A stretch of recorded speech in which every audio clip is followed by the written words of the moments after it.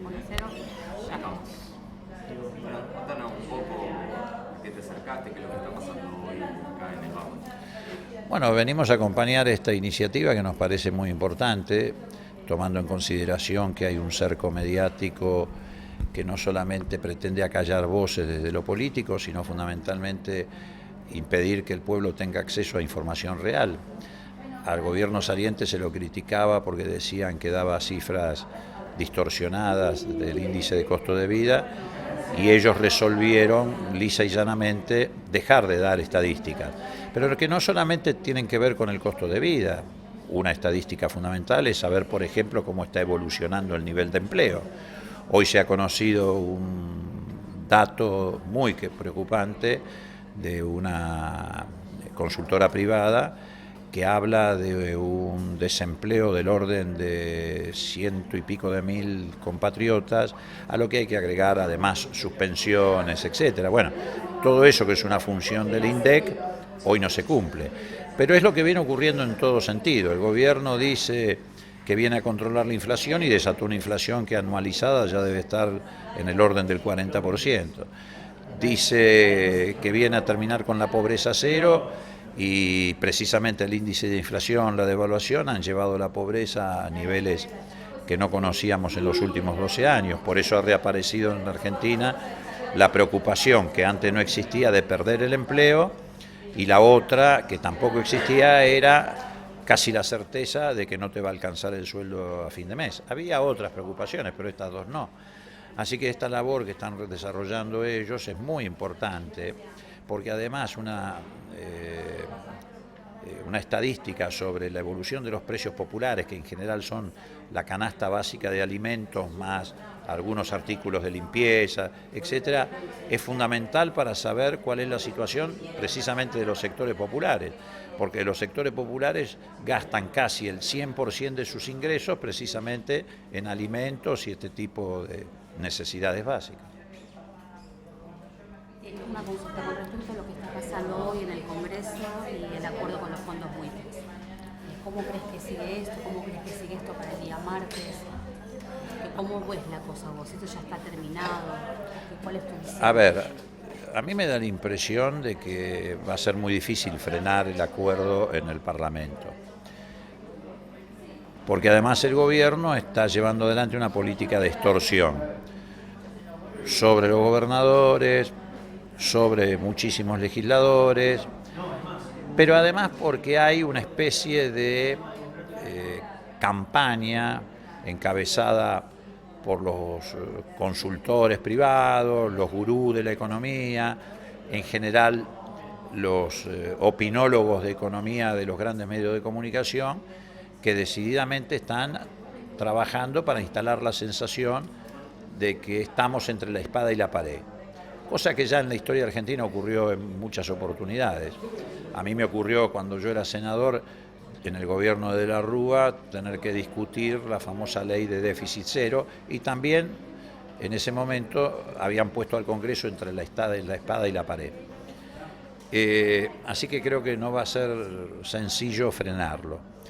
Además es obvio que los poderes fácticos, los banqueros, los consultores, los agentes de bolsa, los comisionistas, están festejando por anticipado, porque se les hace agua a la boca, la posibilidad no solo de arreglar con los buitres, sino de que eso sea la llave para ir a un proceso de sobreendeudamiento, desatando un festival de bonos del Estado Nacional, los estados provinciales, como ocurrió en la década del 90, que a ellos les va a dejar además altísimas comisiones.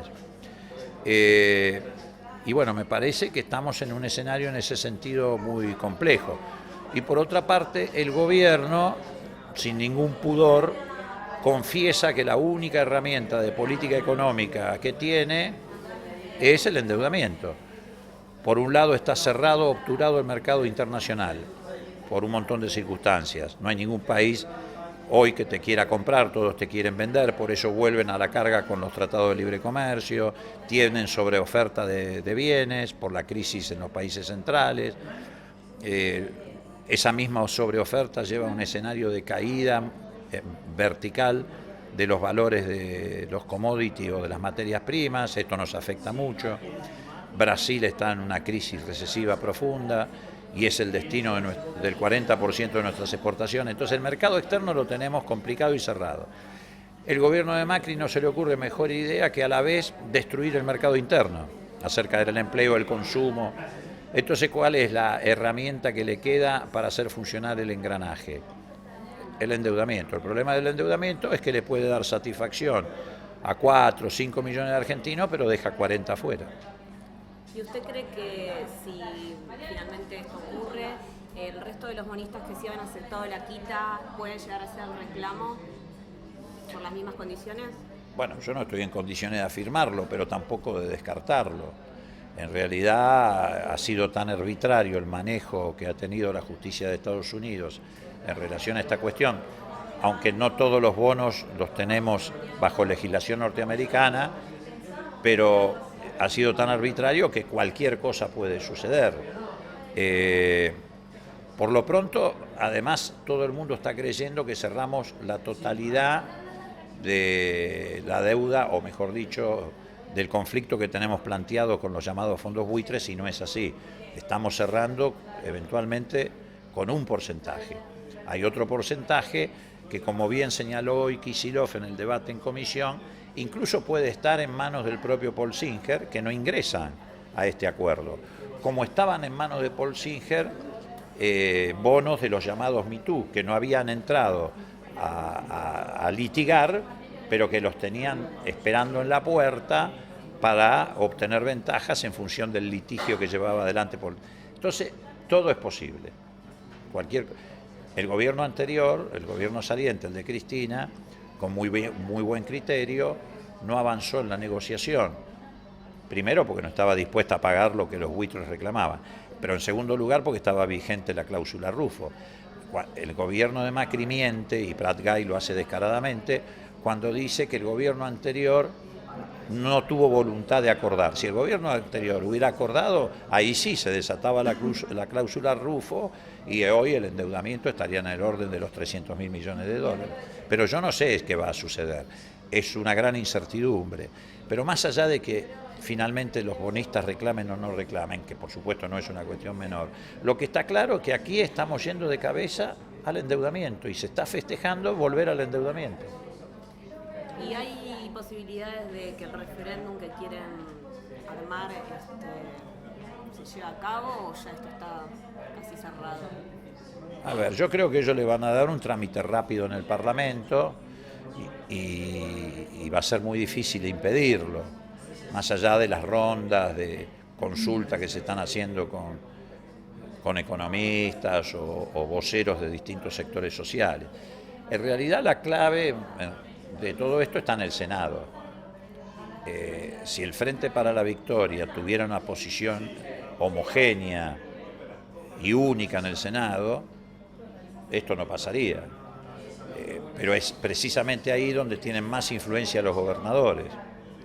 Entonces, bueno, en la Cámara de Diputados, cuando el sector de Massa y otros sectores adelantaron su voto a favor, con algunos retoques y maquillajes, ya la suerte está echada. El tema es en el Senado.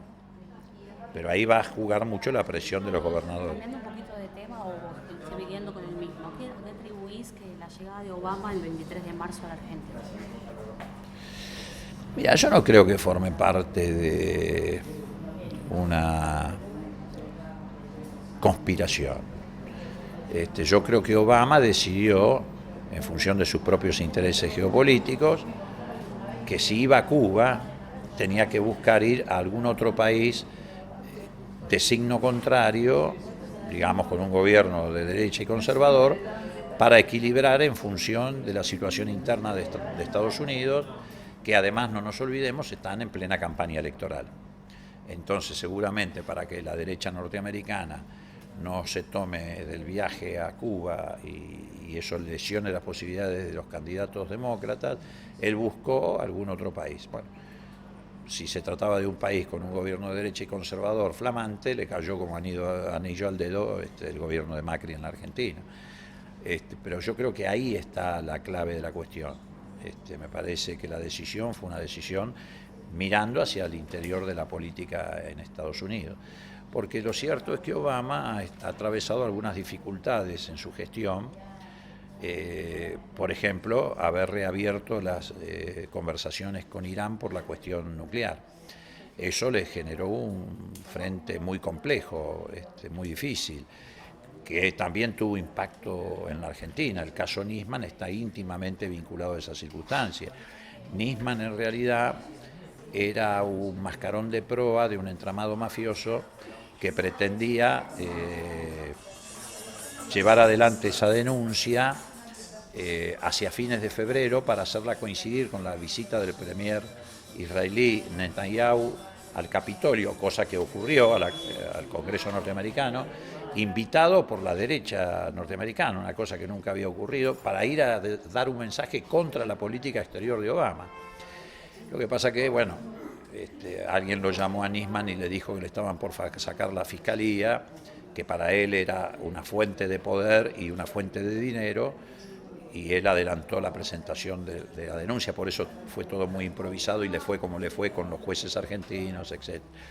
Pero bueno, yo lo que en eso me parece que, a ver, a nosotros nos agravia simbólicamente la presencia de un presidente norteamericano, por toda la historia de la doctrina de la seguridad nacional, etcétera, que fue la que apuntaló los golpes de Estado en América Latina.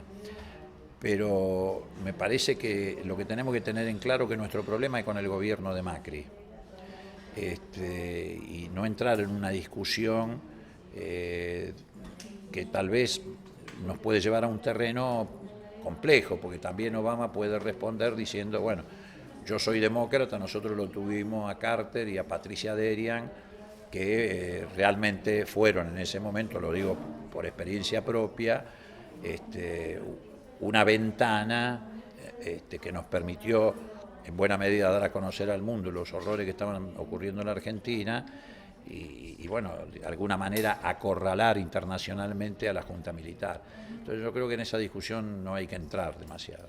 Con el tema de la indagatoria de la expresidenta Cristina Fernández de Kirchner, ¿cuál es tu opinión? O sea, ¿qué es lo que quiere hacer Bonadío con esto? Yo creo que ellos quieren pulverizar el liderazgo político de Cristina, como lo han hecho a lo largo de la historia en nuestra patria. Ocurrió con Irigoyen. Con Irigoyen fueron más allá. Cuando lo derrocaron, lo trasladaron a Martín García, sabiendo de que tenía una congestión pulmonar, para que muriera Martín García. Imagínate las condiciones, te estoy hablando del año 30, en Martín García, para alguien que tenía congestión pulmonar. Tanto es así que lo trajeron ya cuando estaba muy agravado, al poco tiempo, y efectivamente se murió. El régimen no aguantaba a un Irigoyen vivo, a punto tal de que después del golpe intentaron una elección para ver si se legitimaban en el año 31, y con Irigoyen en Martín García la ganó el radicalismo en la provincia de Buenos Aires y la tuvieron que anular, anularon la elección, como muchos años después lo hicieron cuando la elección en el año 62, cuando ganó Framini en la provincia de Buenos Aires, anularon la elección. Bueno, la historia en nuestro país es así, pero también en América Latina. Jacobo Arbenz lo mataron, y así podríamos poner infinidad de ejemplos. Pero yo creo que además ellos han llegado a la conclusión de que las denuncias sobre supuestos actos de corrupción es insuficiente. Fue insuficiente en el caso de Lula y de Dilma, siguen siendo figuras de prestigio internacional, de consideración internacional. Ahora le han inventado un supuesto acto de corrupción a Evo Morales. A Mujica, hace 2 o 3 días atrás, le están imputando al que es actualmente vicepresidente Ascendic por la gestión en ANCAP, en la empresa petrolera. Imagínate vos acusarlo a Mujica de estar complicado en actos de corrupción, suena hasta casi ridículo. Pero es una matriz que están aplicando en toda América Latina. En el caso de Cristina, me parece que van más a fondo. Yo creo que quieren descalificarla y pulverizarla. Primero porque su liderazgo hoy es un dique para todo lo que está ocurriendo, y en segundo lugar porque en realidad tampoco apuntan sobre Cristina, sino que van por una operación escarmiento para que nadie en el futuro lleve adelante una política de autonomía nacional y de inclusión social. Pero están poniendo en riesgo la paz institucional de la Argentina. Si el gobierno de Macri insiste en usar el entramado mafioso de fiscales, agentes de los servicios de inteligencia y medios de comunicación como una manera de hacer política, estamos en un problema muy serio, porque van a poner en riesgo la paz institucional. Con las medidas económicas están poniendo en riesgo la paz social, y con estas maniobras mafiosas están poniendo en riesgo la paz institucional. Por eso también empiezan a aparecer algunos hechos de violencia. ¿Por qué? Porque como Cristina no se fue del gobierno con un golpe de Estado económico como el que llevaron adelante contra Alfonsín en el 89, y el escenario no era un escenario de hiperinflación y de crisis, la derecha siempre te fabrica un escenario de ese tipo para después justificar los ajustes. Quieren ahora, con el cuento de la corrupción y de la eventual participación de Cristina en un supuesto asesinato de Nisman, que no fue tal, fue un suicidio y además no era un héroe.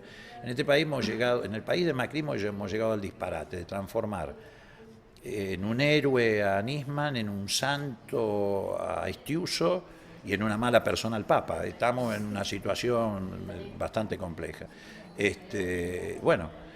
Entonces llevan adelante estas maniobras, pero es muy peligroso, muy riesgoso lo que están haciendo. En Mar del Plata inclusive hubo hechos de violencia contra instituciones kirchneristas y contra gays, sí, claro, de grupos neonazis incentivados por el mantenimiento. Bueno, pero es muy sencillo. Si vos desde el gobierno, desde el dispositivo mediático, desde sectores judiciales, estigmatizás, descalificás, decís que los partidarios del espacio de Cristina son todos cómplices de la corrupción, ahora le agregás que son cómplices de asesinatos, etcétera, producís 2 o 3 situaciones simultáneas. Por un lado habilitás a los locos que a partir del odio son capaces de hacer cualquier cosa, como puede haber ocurrido en el caso de Villa Crespo.